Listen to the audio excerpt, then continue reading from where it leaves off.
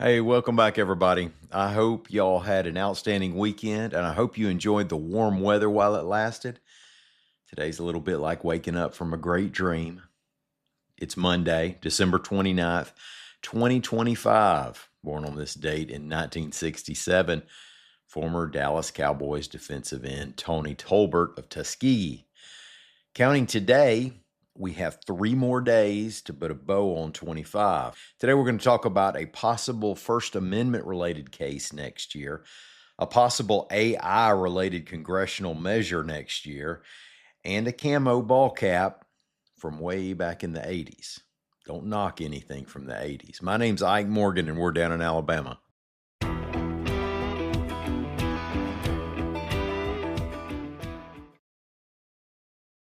Running a business comes with a lot of what ifs, but luckily there's a simple answer to them. Shopify.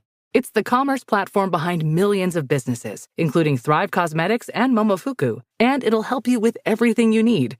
From website design and marketing to boosting sales and expanding operations, Shopify can get the job done and make your dream a reality. Turn those what ifs into... Sign up for your $1 per month trial at shopify.com/special offer.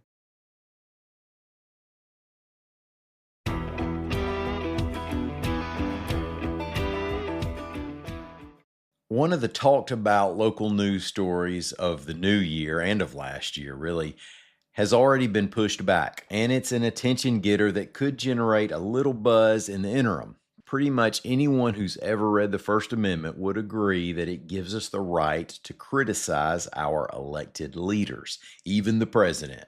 But does it give us the right to do that criticizing while dressed up as male genitalia in view of roadway traffic? Now, it wasn't a particularly realistic costume, sources tell us, if that affects your assessment one way or the other. A court date for 62-year-old grandmother Renee Gamble has been pushed from the January 7th date that it had originally been set until March 4th, reports AL.com's John Sharp. Her lawyers have asked a municipal court to dismiss the misdemeanor charges of disorderly conduct and resisting arrest. Now, the donning of the allegedly offensive attire took place October 18th at one of the No Kings rallies to protest Trump administration policy. Now, if these misdemeanors aren't dismissed in municipal court, expect an appeal and the case to possibly be heard on freedom of speech grounds. Also, Gamble lawyer David Gespass said further legal action beyond the criminal case is not out of the question. U.S. Senator Katie Britt wants Congress to step in between AI chatbots and kids, reports AL.com's Coyote Crown. Britt was on CNN's State of the Union this past weekend to talk about threats from tech development.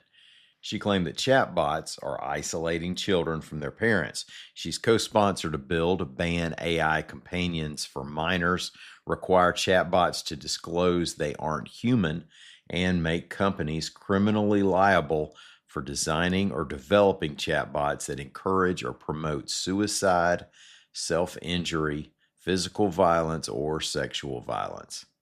You may hear that legislation referred to as the GUARD Act, or Guidelines for User Age Verification and Responsible Dialogue Act.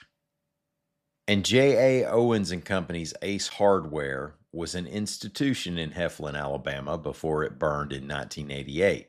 Now, it was the kind of working class business that put its logo on camo truckers' hats and passed them around. Now, in small town Alabama, that kind of advertising is second only to word of mouth. Well, you might be aware that there's a popular Netflix series called Stranger Things that's set in the 1980s. Now, it's not something I kept on watching, but I watched the first season, and from what I saw early on, the stream of 80s nostalgia was pretty impressive. It didn't go with just the cartoonish stuff, that everyone does with 80s nostalgia, where everybody dresses up like Madonna from the Virgin Tour. There were more subtle things in clothes and language and even attitudes that just felt 80s. And how's this for impressively subtle? AL.com's John Sharp reports that in the new season, the character of Jim Cropper is wearing a camo J.A. Owens & Company Ace Hardware ball cap, a really local, really specific item that is forever tied to the 1980s. Of course, from there, it's 321, and the hats are available to purchase for $30. However, in this case, it's not just merch, but merch for a popular cause.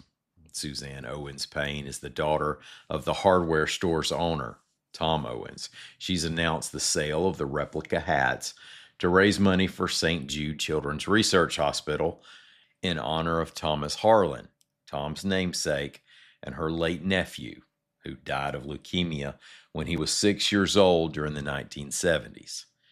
The city of Heflin and the Heflin Police Department have helped get the word out on the hat sale. The city posted a link on its Facebook page on December 26th. Thank y'all so much for listening to us. We'll be back again tomorrow. Until then, y'all come see what we're doing anytime you want to on the internet at al.com.